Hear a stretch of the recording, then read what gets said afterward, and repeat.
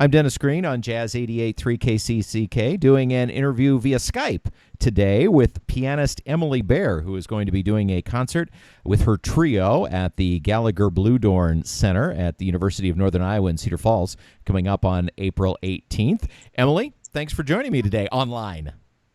Thank you. Thank you for having me. Emily, you have been widely covered in the media. You've done TV all over the place. And including a documentary that a Chicago station produced a couple of years ago, all because you took up the piano at rather a young age. When did you start playing? Well, I started fiddling around with the piano since I was about one-ish, two-ish, but I started actually writing songs when I was about three-ish. So you And wrote I your started first taking song at 3. lessons Pardon me? right before I turned 5. Right before you turned 5. And you've been playing out and playing professionally since Since 6, 5, no, 5. 5 and 6. And the documentary, I watched the documentary. That looked like it was maybe a couple of years old. I think you were 13 then. Are you 15 No, now? I was 11 then. Oh, I'm 11. 13. 13 now. Okay. So when did you kind of graduate from just kind of playing by ear, and obviously you had amazing ears, to really starting seriously studying and and focusing on developing your piano playing? Well, I started classical lessons when I told you, right before I turned 5. And then I was studying pretty intensely, but then like about 6 months later, my mom had the idea to show me a few jazz standards from a book we had on the piano. And since then, I fell in love. And I was kind of growing up bilingual, jazz and classical. And I met this amazing jazz piano teacher in Chicago, and his name is Alan Swain. And I've studied with him since I was 6. No, 5, sorry. Since I was 5. And yeah, it's equally as important to me as classical is and as composing is to me. It's just I love it. And yeah, and I want to talk about we'll talk about your composing in a couple of minutes too. But while we're on the jazz theme, you attracted the attention of Quincy Jones, arguably one of the greatest jazz arrangers and producers of all time. What was it? Describe your very first meeting with Quincy Jones.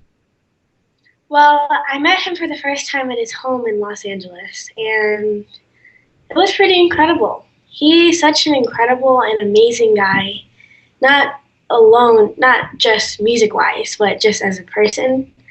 He has he has so much knowledge about everything. So I call him like the walking encyclopedia of music. And he's worked with everyone. He knows everyone. And I feel like that he adds so much to the CD which he produced of mine, and he adds so much just helping me learn to be a better person and a better musician. And was it he who matched you up with the members of your trio? I know you recorded with Peter Slavov and Francisco Mela. Did he introduce you to them, or did you come across them in another way? Well, he introduced me to both of them, and I actually met Peter Slavov when I was 8 at the Montreux Jazz Festival, which Quincy was doing a show at. And I've been playing with him since then, and he'll actually be there in Iowa. Right, and that's his return to Iowa, because he was here at the Iowa City Jazz Festival last summer. He actually played with 2 different bands. One of them was the great jazz clarinet player. Oh, I didn't know. Yes, whose name I'm going to remember here in just a second. Annette Cohen. Oh, wow, yeah. And so it was fun for us to see a familiar name, and then it looks like you're going to have Mark McLean on drums in Iowa. Yeah, I've been playing with Mark Lean for almost a year now, and 2 years, sorry, 2 years, a year, 2 years. And he is absolutely amazing too, and they're both such good guys, and it's really nice to spend time with them. And the concert, as I said, is coming up on April 18th. It's the Gallagher Bluedorn on the University of Northern Iowa campus in Cedar Falls. And you said that you played classical, but then you heard jazz really for the first time and really fell in love with it, and that you're bilingual. I love that, bilingual in classical and jazz. Uh, tell me what it was. Tell me what it is you like about each of them. Well, classical is extremely important because it gives you the fundamentals and the basics of just learning how to play the piano correctly and safely.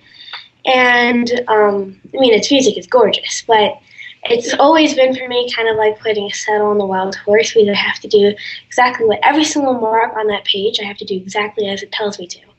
And jazz is kind of the opposite. I mean, of course, you still use the basics of both classical, but it's a lot more free. And I feel like that fits me a little bit better than classical, but they're both equally important. Of course, the music that you play in both classical and jazz, of course, is a lot of times not new music.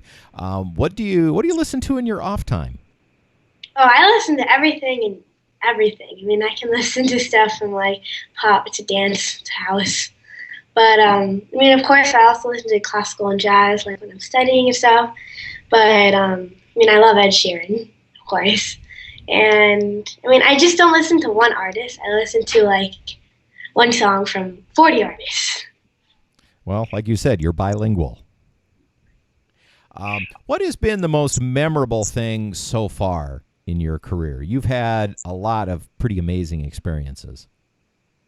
Well, I don't think I could narrow it down to like one, but maybe like five or six. So, yeah.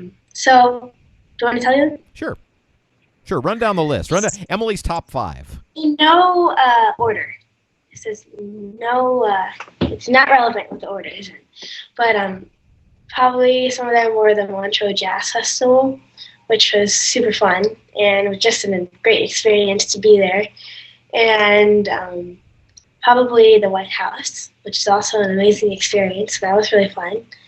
And I played at the Hollywood Bowl. That was really, really cool too. Um, Carnegie Hall was also really awesome. And hold on, let me think. Oh yeah, Art on Ice was probably one of the most memorable things that I have played for. And it's an event in Switzerland where it goes on for about 2 to 3 weeks. And you have world-class figure skaters and pairs teams skate to live musicians. So I got asked to be one of those musicians, and that was really fun. Wow. Well, I can understand why you wouldn't want to rank any one of those above any other. Uh, you also really focus on being a composer, and in some of the stuff that I've read about you, you really say that you're a composer first. What? And I think it sounds like you've composed in a lot of idioms. What's your favorite?